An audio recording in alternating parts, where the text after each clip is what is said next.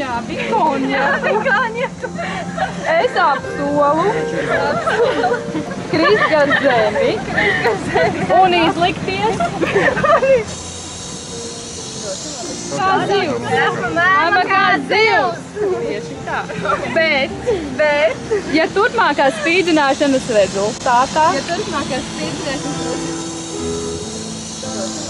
mana mute tomēr atvērsies pati no sevis. Es neatklāšu 3 dienas pastrādātās netīrības. Svinīgi apsolos šodien izpildīt visus uzliktos uzdevumus pēc labākās sirdsapziņas. Kā arī apsolu nezvanīt gatiem un nesūdzēties par pretiesiskajām darbībām, kuras man liks darīt.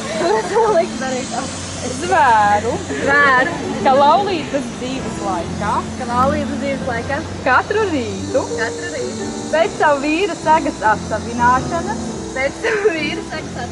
un viņa paša izgrūšanas no gultas atcerēšos katru no klātesošajām, burvīgajām un atsaucīgajām meitenēm ar labu vārdu, ar cieņu un laipnību, ar savu pārakstu un miesisko zīmotni apliecinu, ka šo zvērestu dodu labprātīgi, bez spaigiem, pie pilnas apziņas un saprašanas. Tātad pirmais tavs parakstīns un otrais, kā tu domā? Kam tev tās lūpas domā? Lūdzu. Te tāds smuks vēderiņš, kura tev, pēc tam jātat, ja? Tā kārtīgi. Malacis!